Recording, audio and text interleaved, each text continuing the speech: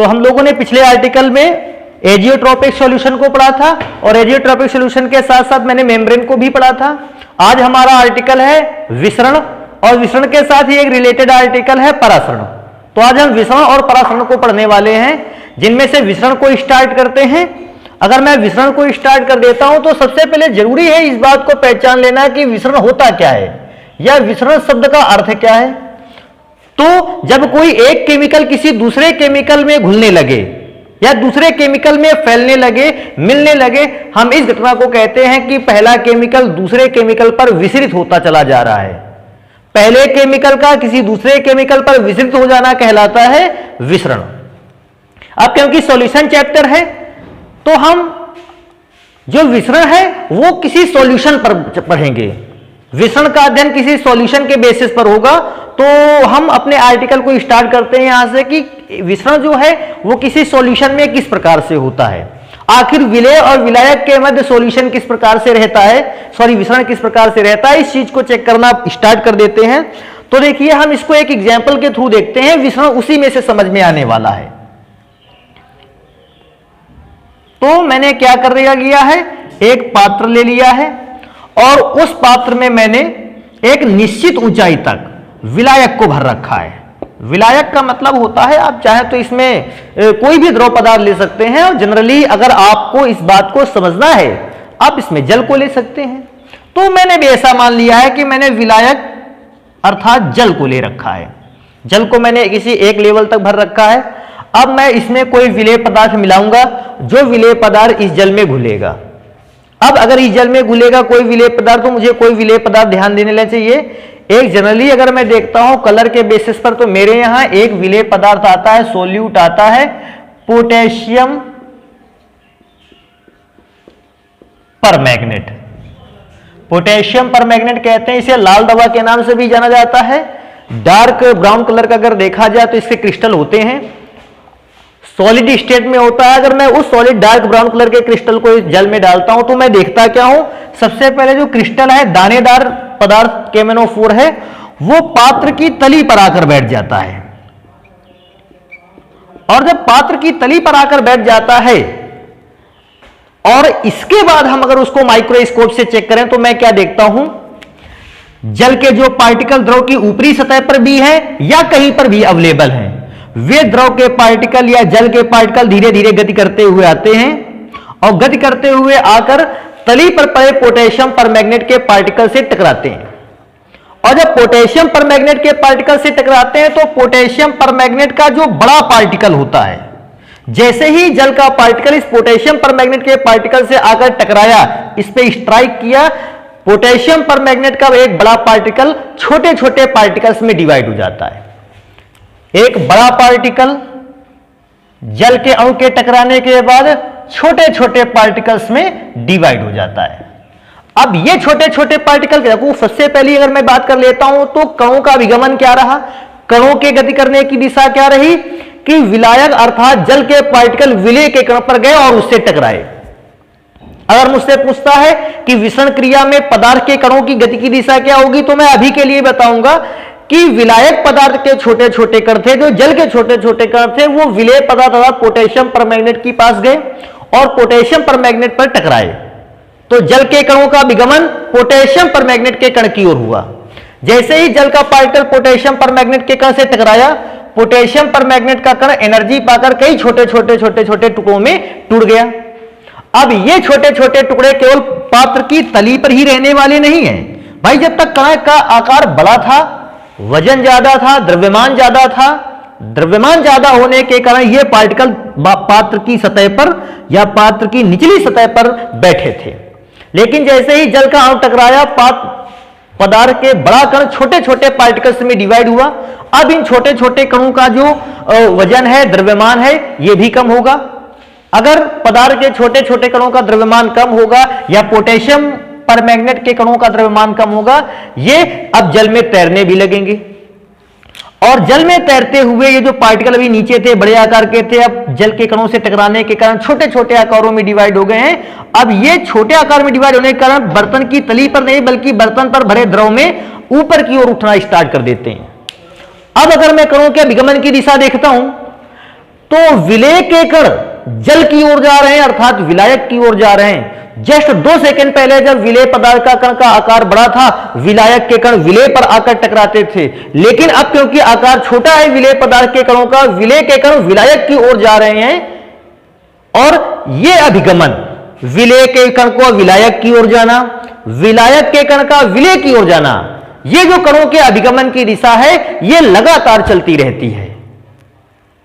और कणों के अभिगमन का लगातार चलना, इसी प्रकार से गति करते रहना, और कब तक गति करते रहना? जब तक कि पूरा विलयन एक समान ना हो जाए, होमोजीनियस सॉल्यूशन ना बन जाए, एक समान रूप से हमको ना दिखने लगे, तब तक कणों के इस प्रकार के अभिगमन लगातार चलता रहता है। और कणों के इस प्रकार की गति करने को हम लोग कहते हैं विसरण। लेकिन विसरण में हमें इस बात को बहुत अच्छी तरीके से समझ लेना चाहिए कि विसरण वह प्रक्रिया है जिसमें जब भी आप किसी विलेय पदार्थ को किसी विलायक पदार्थ के कांटेक्ट में लाते हो, विलेय का पार्टिकल विलायक की कणों की ओर गति करता है और विलायक का कण विलेय के कणों की ओर गति करता है। अर्थात विलेय और विलायक दोनों के कण एक दूसरे की ओर गति करते हैं, और यह गति कब तक चलती रहती है? जब तक कि पूरा विलयन एक समान ना हो जाए, पूरा विलयन या पूरा सॉल्यूशन होमोजीनियस ना हो जाए। एक बार पूरा सॉल्यूशन हेमोजीनियस हो गया, इसके बाद विलेय के कणों का विलायक की ओर गति करना और विलायक के कण का विलेय की ओर गति करना रुक जाएगा, बंद हो जाएगा। सभी पार्टिकल्स होमोजीनियस सॉल्यूशन बना लेंगे। लेकिन होमोजीनियस सॉल्यूशन के लिए कणों ने जिस भी प्रक्रिया को हिस्से में लाए हैं या जिस भी प्रक्रिया में भाग लिया है, हम इस प्रक्रिया को क्या कहते हैं? विसरण। अगर मुझसे कोई विसरण की डेफिनेशन पूछेगा कि विसरण होता है क्या है, मैं इसे आसानी से बता देता हूं कि जब किसी विलेय पदार्थ को विलायक पदार्थ के कांटेक्ट में लाया जाता है, तो विलायक पदार्थ कण विलेय पदार्थ की ओर गति करते हैं और विलेय पदार्थ का कण विलायक की ओर गति करता रहता है, और इस प्रकार से विलेय विलायक में लगातार घुलता रहता है। इस प्रक्रिया को आप क्या कहते हैं? विसरण। बात आती है कि सर विसरण की प्रक्रिया जो है वो कब तक चलने वाली है? तो विसरण की प्रक्रिया तब तक चलने वाली है जब तक कि विलयन एक समान रूप से पूरी तरीके से फैल नहीं जाता या एक समान नहीं हो जाता। जैसे ही विलयन होमोजीनियस हो जाएगा, हम ये कह सकते हैं कि हमारे विसरण की प्रक्रिया क्या हो गई है? पूर्ण। ध्यान रखने वाली बात है, आप इसको ध्यान रखेंगे कि विसरण की प्रक्रिया में कौन सा पार्टिकल किसकी ओर गति करता है? इसका आंसर है विलेय का कण विलायक की ओर और विलायक का कण विलेय की ओर। अब विसरण प्रक्रिया अगर मैं देखता हूं तो विसरण प्रक्रिया मेरे लिए ज्यादा बड़ी प्रोसेस नहीं है जिसको हम बहुत देर तक पढ़ें। अब अगर मैं आर्टिकल के आगे के आर्टिकल को पढ़ता हूं तो विसरण आप समझ चुके होंगे। मैं परासरण पर चलता हूं। आखिर परासरण क्या है? तो विसरण आप समझ गए, विसरण कौन से प्रोसेस है। अब हम लोग बात करते हैं परासरण पर, क्योंकि विसरण को थोड़ा सा पढ़ लेना जरूरी भी था। हमने विसरण को ध्यान दे लिया है। मैं आगे चलता हूं तो मेरे लिए अगला जो इंपॉर्टेंट आर्टिकल है वो है परासरण, और यही आर्टिकल हमें काफी लंबा ले भी जाना है कि परासरण होता क्या है। फिर इसके बाद परासरण दाब आएगा और भी परासरण से रिलेटेड काफी घटनाएं। तो मैं सबसे पहले परासरण की बात करूंगा। तो परासरण को परिभाषा के रूप में पढ़ने से पहले है फिर से वही एक एक्सपेरिमेंट देख लेना, क्योंकि विसरण का तो एक्सपेरिमेंट हमने देख लिया है कि पार्टिकल्स के गति की दिशा क्या रहती है। आज हमें एक और घटना का एग्जाम्पल पढ़ लेना चाहिए, सबसे पहले देख लेना चाहिए परासरण क्या होता है। तो फिर से मैं वही फिगर बना देता हूं, लेकिन फिगर में थोड़ा सा चेंज रहेगा। इस बार मैंने एक पात्र ले लिया है। अभी पात्र में मैंने किसी भी पदार्थ को नहीं भरा। पदार्थ को पात्र में भरने से पहले मैंने पात्र को 2 भागों में डिवाइड किया। अब पात्र को 2 भागों में डिवाइड कैसे किया? एक अर्धपारगम्य झिल्ली को लगाते हुए। तो मैंने पात्र को 2 भागों में डिवाइड कर दिया। पहला भाग लेफ्ट साइड का और दूसरा भाग राइट साइड का। आप लेफ्ट और राइट साइड पे अलग अलग एक एक पदार्थ को भर सकते हैं, और दोनों के बीच में मैंने एक झिल्ली लगा दी जो है अर्ध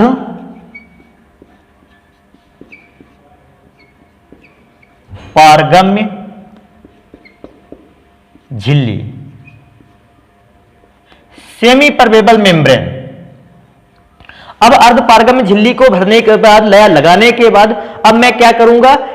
पात्र के जो 2 पार्ट हुए हैं, 2 भाग हैं, इनमें से अलग अलग सॉल्यूशंस को भरूंगा। एक विलयन मैं पहली ओर भर दूंगा और दूसरा विलयन मैं दूसरी ओर भर दूंगा। या ऐसे भी कर सकते हैं कि आपके पास अगर दो सॉल्यूशन हो तो आप फर्स्ट सॉल्यूशन को first side and other solution को सेकंड साइड पे भर सकते हैं। लेकिन ऐसा भी कर सकते हैं कि आप विलेय पदार्थ को एक और भर सकते हो, आप विलायक पदार्थ को भी भर सकते हो। यह आप पर डिपेंड करता है। अगर आपके पास विलेय और विलायक के मध्य परासरण करानी है, एक और विलेय एक और विलायक। अगर आपके पास दो विलयन है, उनके मध्य परासरण कराना है तो पहला विलयन एक तरफ और दूसरा विलयन दो तरफ। मैं विलयन की बात बाद में करूंगा, पहले विलेय और विलायक के मध्य परासरण क्रिया को देखते हैं। तो मैंने किया क्या, मैंने फर्स्ट साइड पे विलेय पदार्थ को भर रखा है। मैंने एक विलेय पदार्थ लिया और उसको विलयन में पात्र में एक और भर लिया, और मैं पात्र में दूसरी ओर किसी विलायक पदार्थ को भरता हूं।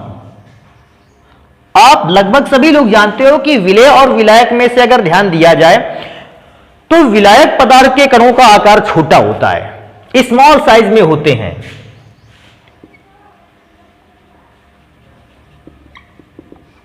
स्मॉल साइज में पाए जाते हैं विलायक के कण।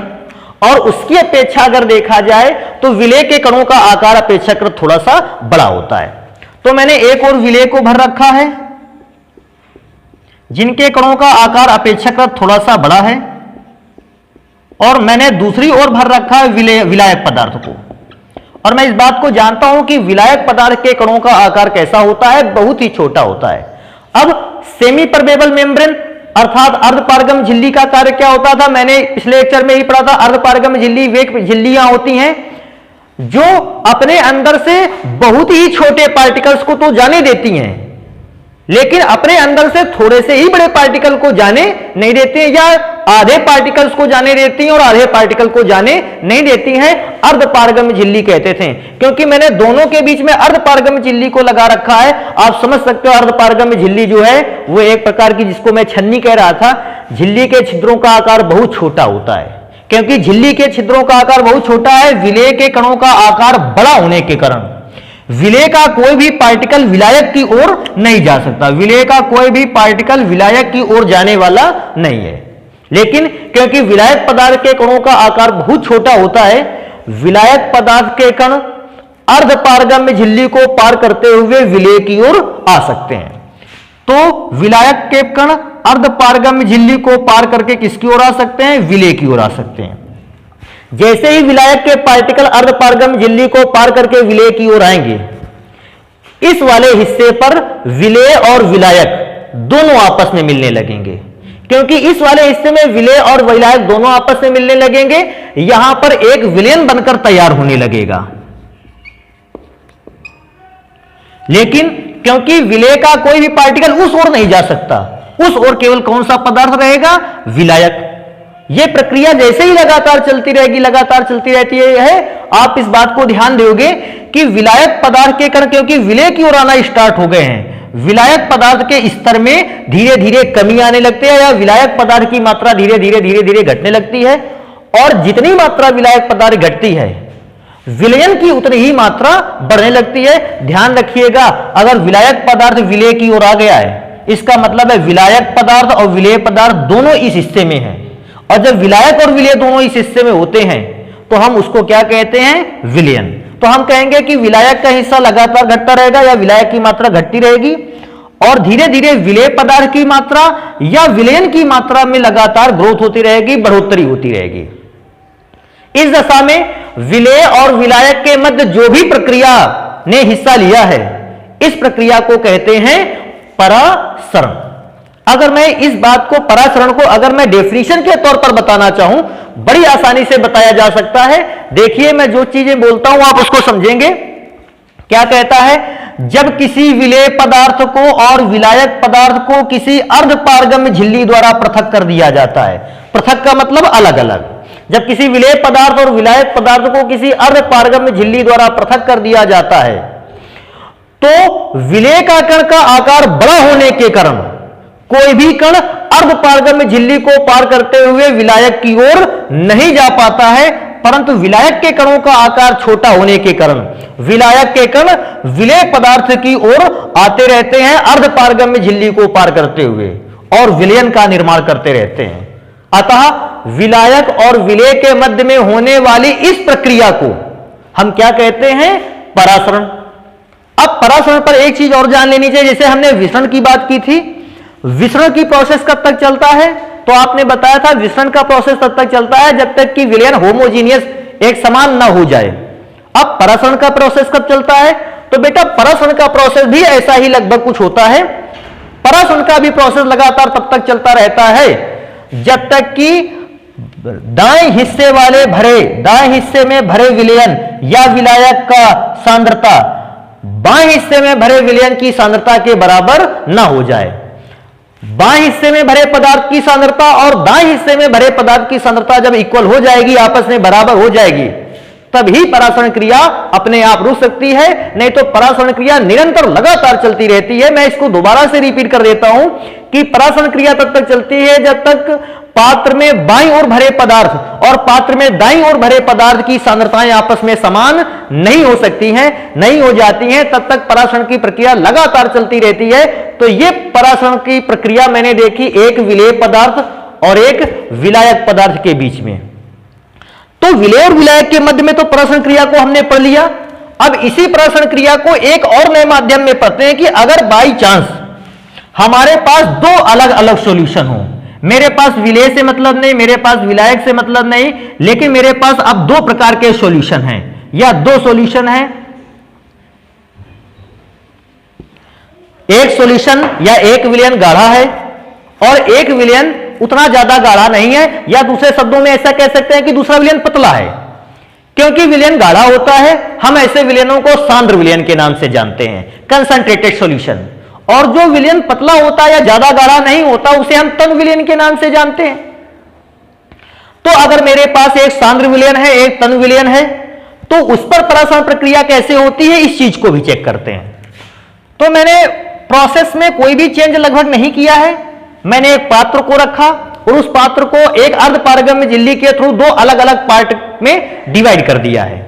अब मेरे पास जो दो विलयन थे, फर्स्ट सॉल्यूशन को मैंने लेफ्ट साइड पे भरा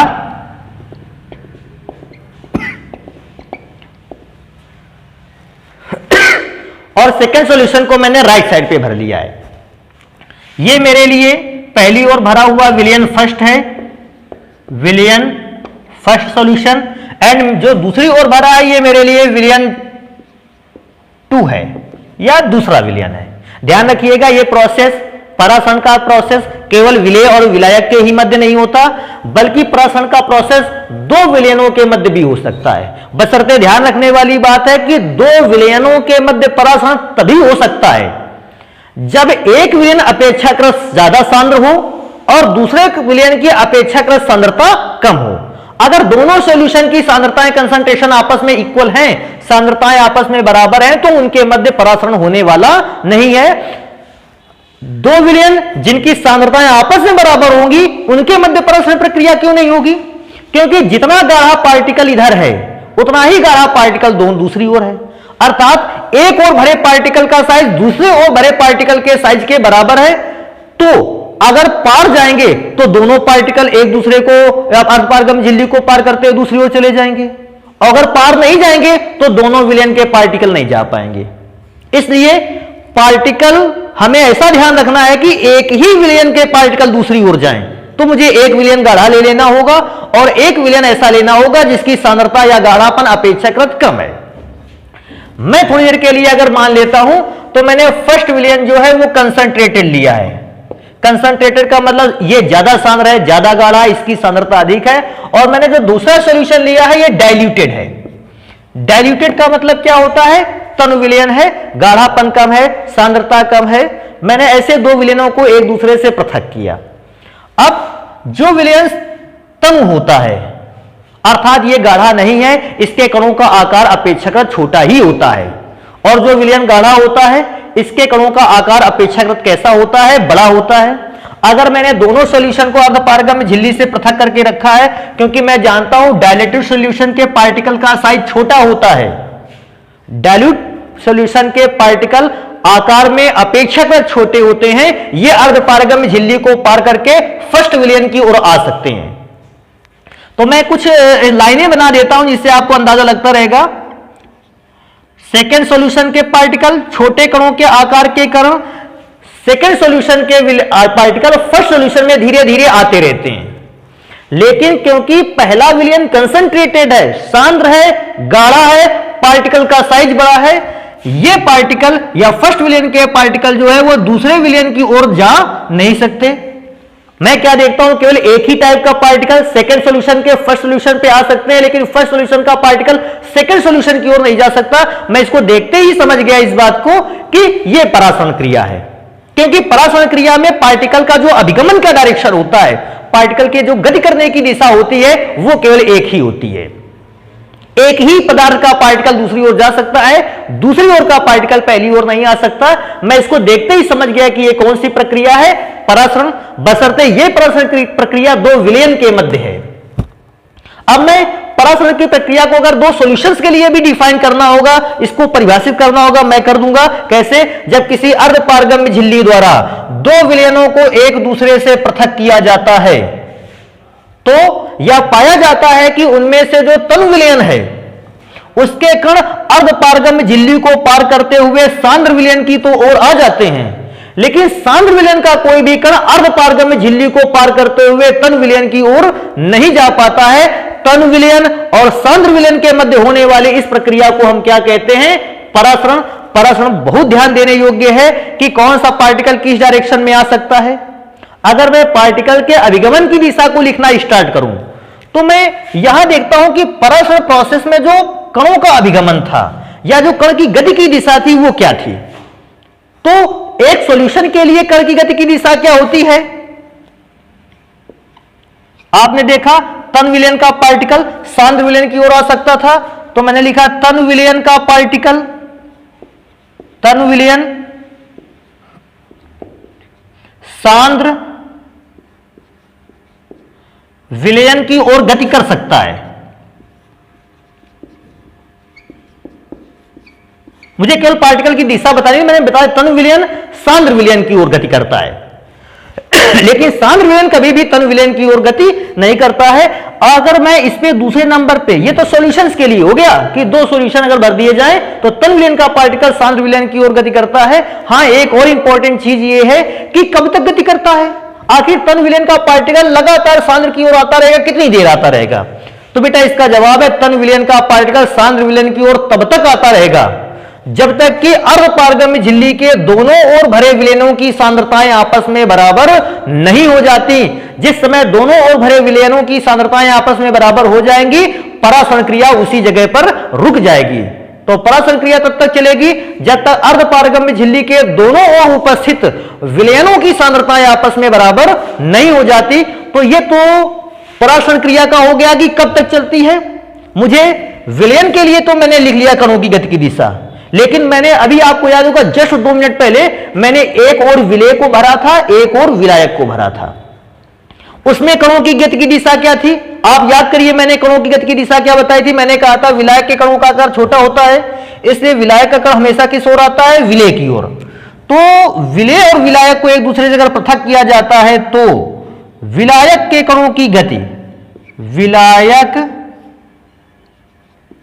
के कण किसकी ओर गति करते हैं?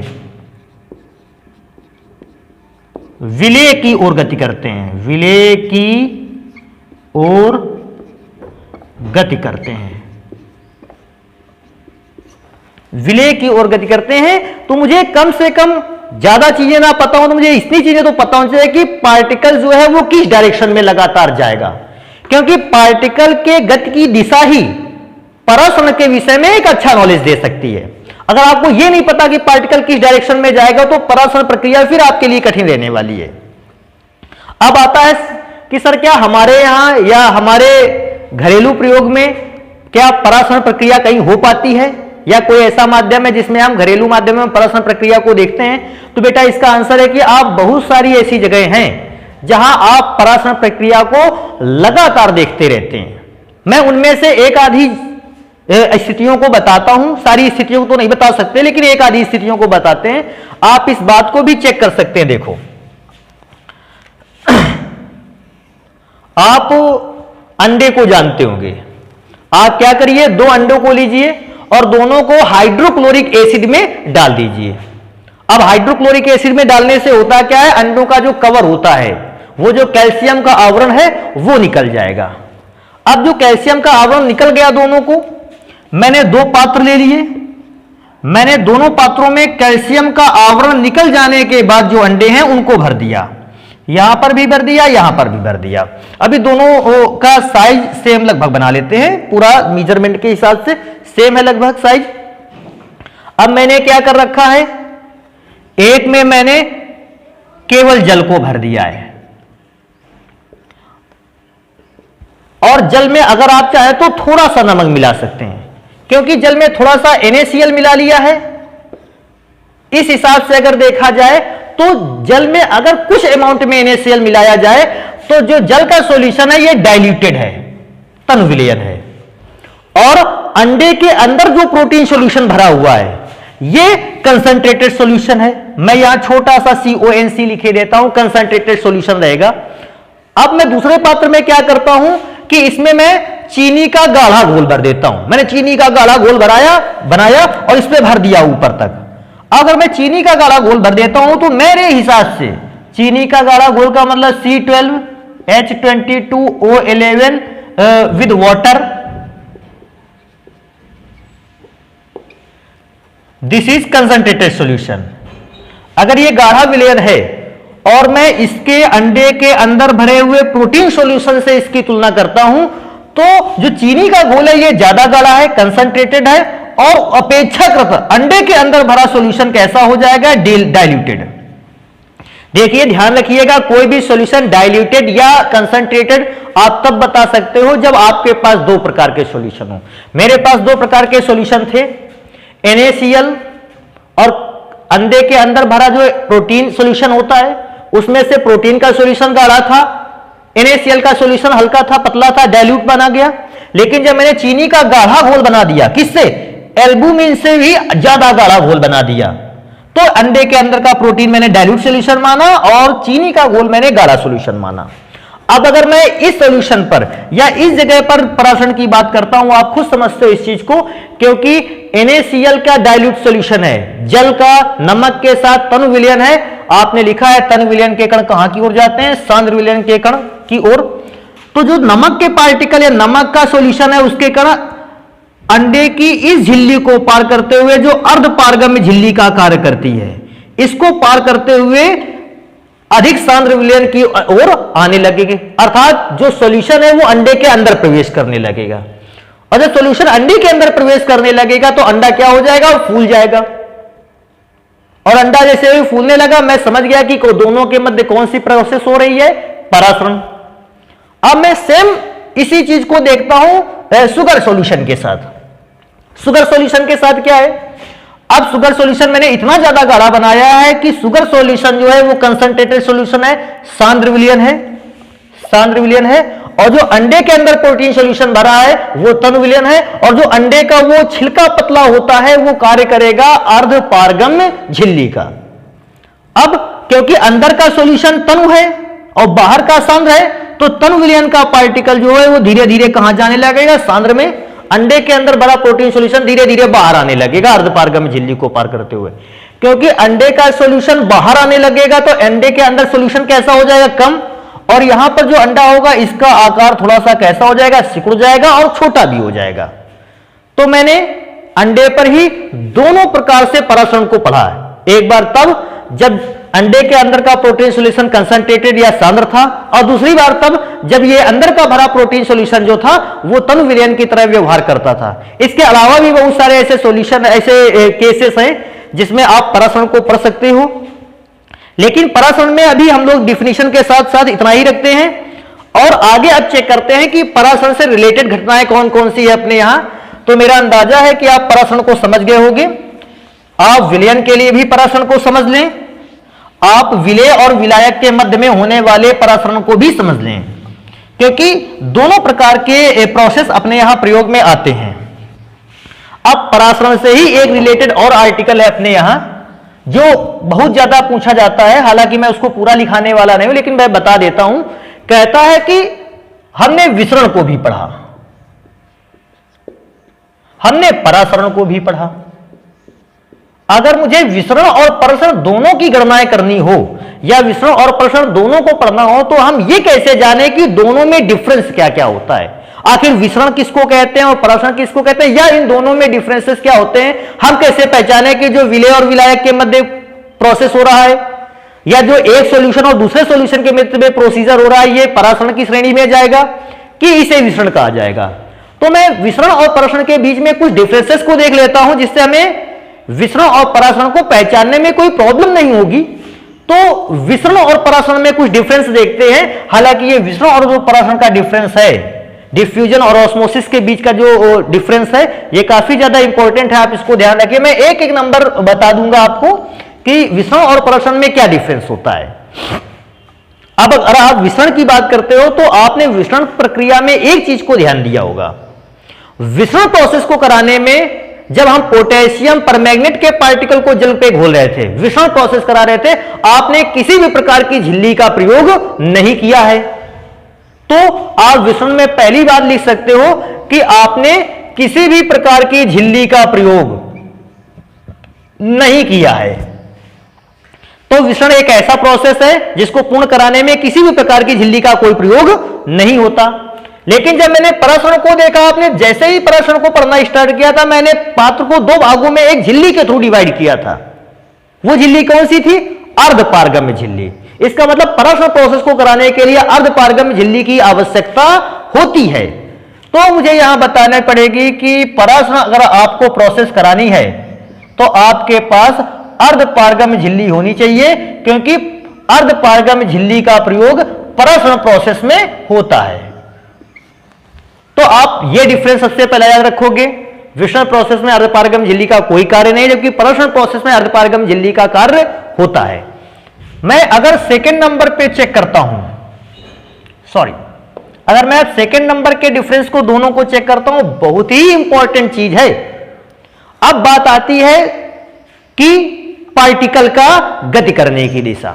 अगर मैं पार्टिकल के गति करने की दिशा को चेक करता हूं, वो आपने विसरण में पढ़ा, विलेय का पार्टिकल विलायक की ओर गति कर सकता था और विलायक का पार्टिकल विलेय की ओर गति कर सकता था। मतलब अगर कणों के अभिगमन की दिशा को चेक किया जाए तो विसरण प्रक्रिया में कणों का अभिगमन दोनों दिशाओं में होता है, विलेय का विलायक की ओर और विलायक का विलेय की ओर होता है। तो अभिगमन की दिशा विलेय से विलायक की ओर हुई होता है और विलायक से विलेय की ओर भी होता है। लेकिन जब मैं प्रसरण की बात करता हूं तो आपने उस अर्धपारगम्य झिल्ली के थ्रू केवल एक ही प्रकार का पार्टिकल दूसरी ओर जाने दिया था। आप सभी समझते हो वो एक प्रकार का पार्टिकल किसका था? विलेय का था कि विलायक का था? तो क्योंकि विलेय के कण का आकार छोटा, विलायक के कण का आकार छोटा होता है, केवल विलायक का पार्टिकल विलेय की ओर जा सकता था। तो मैं अभिगमन की दिशा लिखता हूं कि प्रसरण प्रक्रिया में विलायक के कण ही अर्धपारगम्य झिल्ली को पार करके किसकी ओर जा सकते हैं? विलेय की ओर जा सकते हैं। लेकिन विलेय का कोई भी कण अर्धपारगम्य झिल्ली को पार करके दूसरी ओर नहीं जा सकता है। अभी मैं एक नंबर और डिफरेंस पे आ जाता हूं, तीसरा नंबर। हालांकि तीसरा नंबर डिफरेंस जो है वो अभी पढ़ लेंगे, लेकिन उसका जो बताने का मेथड है वो थोड़ी देर बाद रहेगा, क्योंकि यहां डिफरेंस में आता है, हम उसको पढ़ लेते हैं। क्या पढ़ते हैं कि विसरण प्रोसेस में सर जी क्या दाब का कोई प्रभाव पड़ता है? तो मुझे बता देना चाहता हूं कि विसरण एक ऐसा प्रोसेस है जिसमें दाब का कोई भी इफेक्ट पड़ने वाला नहीं है। अगर आप विलेय या विलायक के प्रेशर को बढ़ा भी देते हैं तो विसरण की प्रक्रिया में कोई फर्क नहीं पड़ता। विसरण जिस स्पीड से, जिस दर से, जिस गति से हो रहा था वो लगातार होता रहेगा। उसकी स्पीड में, दर में या गति में किसी भी प्रकार का परिवर्तन होने वाला नहीं है। लेकिन अगर मैं प्रसरण प्रोसेस को पढ़ता हूं, थर्ड नंबर प्रसरण प्रोसेस को पढ़ता हूं, तो प्रसरण एक ऐसा प्रोसेस है जिसमें दाब का इफेक्ट पड़ता है। आप दाब के इफेक्ट से प्रसरण प्रक्रिया को, गति को धीमा भी कर सकते हो और दूसरी ओर प्रोसेस में दाब को आरोपित करते हुए प्रसरण प्रक्रिया को तेज भी कर सकते हो। तो मैं ये कह सकता हूं कि प्रसरण प्रक्रिया में दाब का प्रभाव पड़ता है। अब अगर मैं विसरण और प्रसरण में डिफरेंस कहूंगा, मेरे ख्याल से आप लोग सभी समझ गए होंगे, मैंने नंबर नहीं लिखे हैं, आप क्योंकि विषम परासरण को पढ़ चुके हैं आप, इसके नंबर आसानी से क्रिएट कर सकते हैं। तो आप इन नंबर्स को ध्यान रखोगे और अपने हिसाब से इनके डिफरेंसेस लिखोगे। ना लिख पाना अगर डिफरेंस तो मुझे कमेंट बॉक्स में बताना, मैं खुद लिखवा दूंगा इसको। हालांकि मुझे उम्मीद है कि आप इसको लिख डालोगे कि विषम में अर्धपारगम्य झिल्ली नाम की किसी भी चीज की आवश्यकता नहीं होती, परासरण में आवश्यकता पड़ती है। इसमें विलेय का पार्टिकल विलायक की ओर, विलायक का पार्टिकल विलेय की ओर गति करता है, जबकि उसमें विलेय का पार्टिकल विलायक की ओर गति ही नहीं कर सकता, केवल गति कर सकता है तो विलायक का पार्टिकल विलेय की ओर। और तीसरा नंबर, विश्लेषण प्रक्रिया में दाब का कोई प्रभाव नहीं पड़ता, जबकि परासरण प्रक्रिया में दाब का प्रभाव पड़ता है। तो ये इंपॉर्टेंट डिफरेंस है विषण और परासरण के बीच में, आप इनको ध्यान रखिएगा। अब विषण और परासरण प्रक्रिया में अंतर के बाद अब आता है कि परासरण प्रक्रिया जो हो रही है यह तो तब तक होती रहेगी जब तक कि अर्धपारगम्य झिल्ली के दोनों ओर भरे द्रवों की सांद्रताएं आपस में बराबर नहीं हो जाती। लेकिन अगर मुझे परासरण प्रक्रिया को रोकना है और सांद्रता में अब आगे चेंज नहीं होने देना है, अगर सांद्रता में चेंज नहीं होने देना है तो हमें परासरण प्रक्रिया को रोकना होगा। अब बात होगी कि परासरण क्रिया को अगर रोकना है तो आप क्या करोगे। तो परासरण क्रिया को रोकने के लिए हमें एक प्रकार के प्रेशर की आवश्यकता, दाब की आवश्यकता पड़ती है। और परासरण प्रक्रिया को रोकने के लिए जिस दाब की आवश्यकता होती है उस प्रकार के दाब को कहते हैं परासरण दाब। परासरण दाब का मान अगर देखा जाए, या परासरण दाब की गणना हम दो प्रकार से कर सकते हैं। उनमें से मैं दोनों प्रकार से आपको परासरण दाब को ज्ञात करने का तरीका दिखाई देता हूं कि परासरण दाब को कैसे ज्ञात किया जा सकता है, या परासरण दाब को हम पहचाने कैसे, करता क्या है। ये एक जनरल शब्दों में अगर मैं देखूं तो परासरण दाब वो दाब है जो परासरण क्रिया को रोक सकता है। लेकिन अब परासरण क्रिया को रोक कैसे सकता है, इस चीज को पढ़ना है। हमारे पास दो प्रोसेस हैं कि परासरण क्रिया में परासरण क्रिया को रोकने के लिए दाब को कैसे अप्लाई किया जाए, कहां अप्लाई किया जाए जिससे दाब रुक सके और हमें परासरण दाब का मान पता चल सके। तो मेरे लिए इंपॉर्टेंट है कि मैं सबसे पहले परासरण प्रक्रिया में यह पता कर लूं कि परासरण दाब क्या होता है। परासरण दाब ऑस्मोटिक प्रेशर कहते हैं, यह कैसे अप्लाई होता है, यह परासरण क्रिया को कैसे रोक सकता है। आप इस चीज को आसानी से देखिएगा, पूरा समझ में आने वाला है। इससे फिर से मेरा वही चित्र रहेगा। मैंने एक बड़ा सा पात्र ले रखा है क्योंकि मुझे परासरण क्रिया करानी है, तभी मैं परासरण दाब निकाल सकता हूं। तो परासरण क्रिया कराने के लिए आप सभी को पता है कि हमारे पास एक अर्धपारगम्य झिल्ली होना आवश्यक है। तो मैंने एक अर्धपारगम्य झिल्ली लिया और पात्र के बीचों बीच इस प्लेट की तरह ऐसे लगा दिया। ऐसा लगाया कि पात्र दो भागों में विभाजित हो गया। लेफ्ट हैंड साइड का पात्र अलग, राइट हैंड साइड का पात्र अलग। आप इस पे अलग अलग पदार्थ को भर सकते हो। अब मैंने क्या किया, मैंने दोनों ओर अलग अलग पदार्थों को भर दिया। ऐसा भी मान सकते हैं कि एक और विलेय और एक और विलायक को भर सकता है दिया, या फिर ऐसा भी मान सकते हैं एक और सांद्र विलयन को भरा और एक और तन विलयन को भरा। क्योंकि आपको डिफाइन करना है, आप दोनों में से किसी एक को मान सकते हो। मैं विलेय और विलायक को मान लेता हूं। तो मैंने माना कि मैंने एक और विलेय पदार्थ को भर दिया और मैंने दूसरी ओर विलायक को भर दिया। ध्यान रखिएगा, विलेय और विलायक को एक दूसरे से अलग करने के लिए एक विशेष प्रकार की झिल्ली का प्रयोग किया गया था जिसे कहते थे अर्ध पारगम्य झिल्ली। तो अब मैं अर्धपारगम्य झिल्ली की बात करूंगा कि यह अर्धपारगम्य झिल्ली जो है वो किस तरह से व्यवहार करती है और कैसे परासरण दाब होता है। मैंने दोनों ओर एक पिस्टन यहां लगा रखा है थोड़ी ऊंचाई पर विलेय की ओर, ताकि मैं उस पिस्टन के थ्रू जरूरत पड़ने पर मैं विलेय पदार्थ पर दाब आरोपित कर दूं।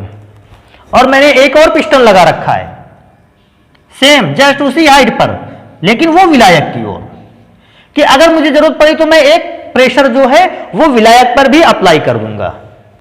अब मैंने जैसे ही दोनों विलेय और विलायक पदार्थों को अलग अलग भरा और अर्धपारगम्य झिल्ली को लगाया, हम लोगों ने परासरण क्रिया को देखना चालू कर दिया कि क्या दोनों के मध्य परासरण क्रिया होती है। हां, और परासरण क्रिया में आपने पढ़ा किसका पार्टिकल, विलेय का पार्टिकल विलेय की ओर जाएगा कि विलायक का पार्टिकल विलेय की ओर जाएगा। तो आप सभी समझते हैं विलायक के कणों का आकार अपेक्षाकृत कैसा होता है, छोटा, और विलायक तनु भी होता है, पतला भी होता है। इसलिए विलायक के कण ही धीरे धीरे कहां आने लगेंगे, विलेय में आने लगेंगे।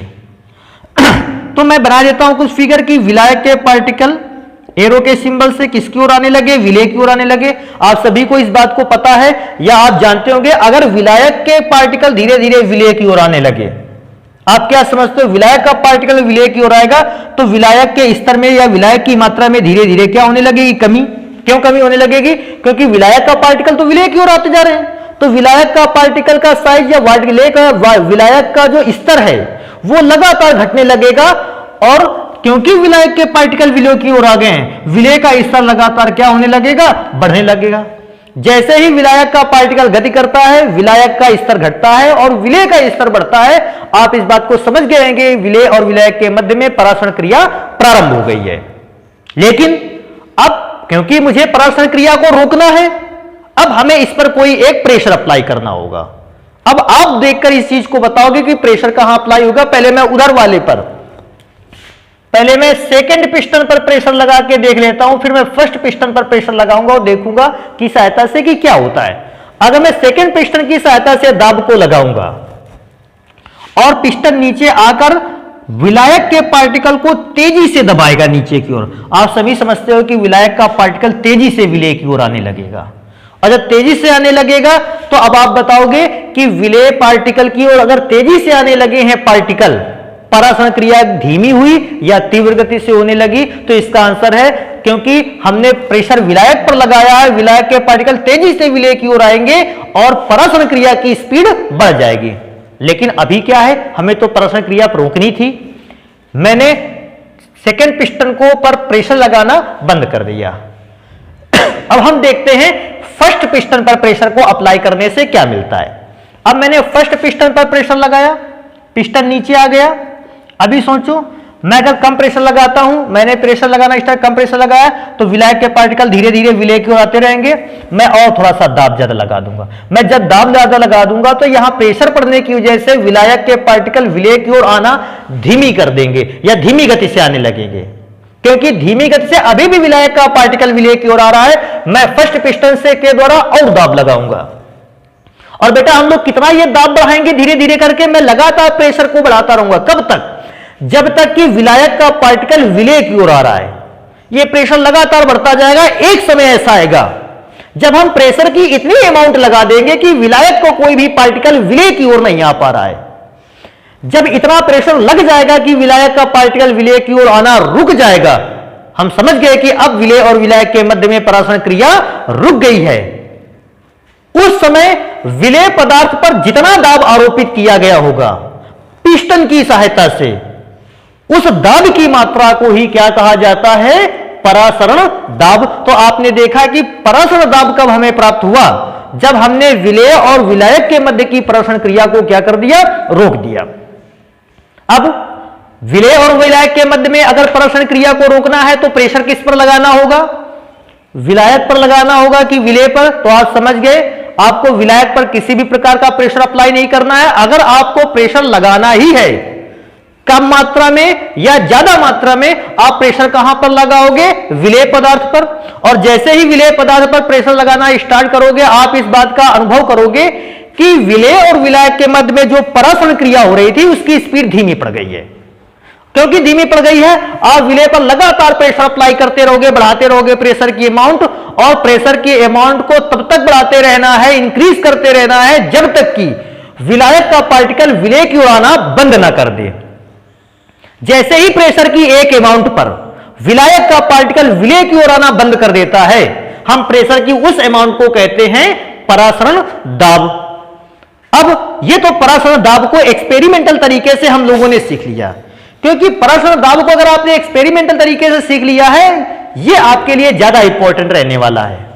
अब मैं इसको डिफाइन किए देता हूं, मैं परिभाषित किए देता हूं कि आखिर अगर मुझे परिभाषा लिखनी होगी परासरण दाब की, तो मैं उस परासरण दाब की परिभाषा कैसे लिखूंगा।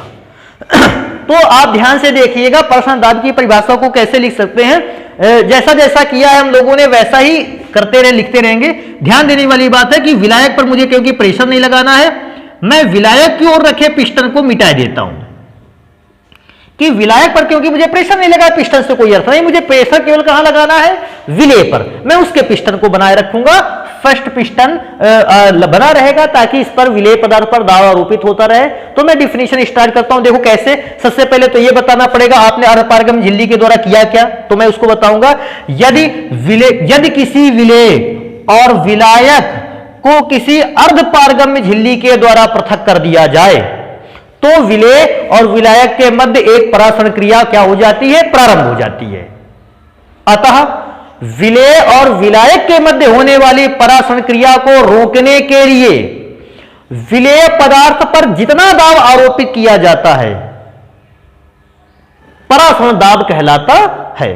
फिर मैं एक बार इसको रिपीट कर देता हूं कि जब किसी अर्धपारगम्य झिल्ली द्वारा विलेय पदार्थ और विलायक पदार्थ को एक दूसरे से पृथक कर दिया जाता है तो विलेय और विलायक के मध्य में परासरण क्रिया प्रारंभ हो जाती है। इस परासरण प्रक्रिया को रोकने के लिए हम विलेय पदार्थ पर जितनी मात्रा में दाब आरोपित करते हैं, दाब की उस मात्रा को ही क्या कहते हैं, परासरण दाब। तो आपने विलेय और विलायक के मध्य में होने वाली परासरण क्रिया को पढ़ा, विलेय और विलायक के मध्य में परासरण दाब को पढ़ा। लेकिन बेटा परासरण दाब को पढ़ने का एक और मेथड है, अदर मेथड भी है परासरण दाब हम कैसे ज्ञात कर सकते हैं, वो मेथड और परासरण दाब का फॉर्मूला क्या होता है या परासरण दाब को गणितीय रूप में हम कैसे लिख सकते हैं। और इसके अलावा भी बहुत सारे इंपॉर्टेंट आर्टिकल हैं जो कि परासरण पर आधारित हैं। तो उन सभी आर्टिकल्स को आज मैं परासरण पर इतना ही रखता हूं। सभी आर्टिकल्स को या परासरण के बचे हुए बाकी आर्टिकल्स को हम लोग नेक्स्ट लेक्चर पर देखते हैं। अगर उससे भी आर्टिकल छूटते हैं तो फिर उसके नेक्स्ट लेक्चर पे हम परासरण को देखेंगे। तो आज परासरण के लिए इतना ही। धन्यवाद।